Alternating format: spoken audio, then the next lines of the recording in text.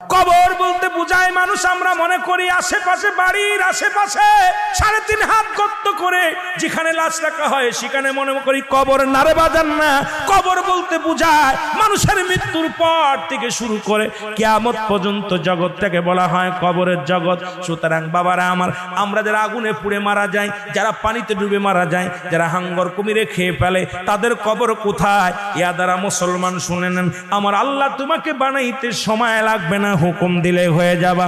সুতরাং মৃত্যুর পর থেকে শুরু করে কিয়ামত পর্যন্ত জগৎটাকে বলা হয় কবর। এই কবরে যেদিন শোয়া দিবে, 1 নম্বরে আসবে একজন ফেরেশতা, তার নাম হলো নোমান ফেরেশতা। মুসলমান শুনে নেন, আমরা জানি কবরে শোয়ানো পর মুনকার নেকির আসবে। এই ভাইরা আমার, মুনকার নেকির আসার আগে নোমান ফেরেশতা আসবে, কবরে ঢুকে যাবে। সব মুসলমান ডাকতে বলবে, ভাই ওঠো, তোমার ভিতরে রূহটা দেয়া হলো। আজরাইল সাল্লাম রূহটা বাইর করেছে, আমার আল্লাহ তোমাকে জানটা দিয়েছিল, এটা কবজ করেছে। এখন আমি তোমার দুজন কেরামন কাতিবিন, দুপাশে দুজন ফেরেশতা ছিল, তারা তোমার আমলনামাটা লিখে রাখছে, ভালো মন্দ সব লিখে রাখছে।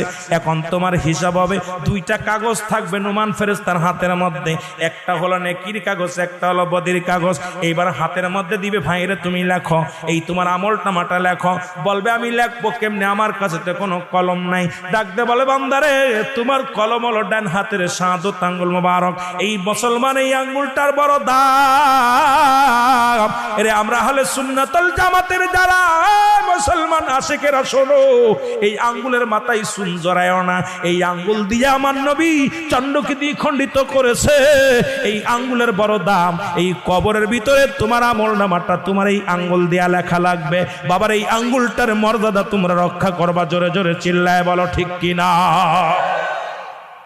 এবার ফেরেশতা ডাকতে, নোমান ফেরেশতা ডাকতে বলবে, এ বান্দা, এই ডানাতের শাহাদত আঙ্গুল মুবারক হলো তোমার কলম।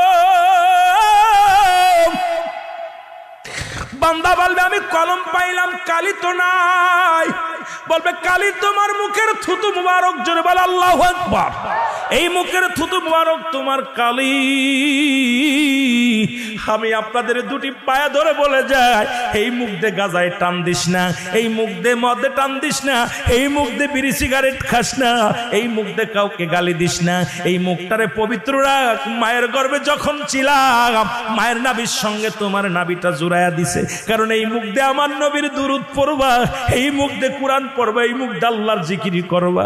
এই মুখটা দিয়া কেমনে তুমি গাজার মধ্যে টান দাও, এই মুখটা দিয়ে কেমনে বিড়ির মধ্যে টান দাও, এই মুখটা দিয়া কেমনে তুমি হারাম খাও, এই মুখটা দিয়া কেমনে তুমি হারাম জিনিস ভক্ষণ করো।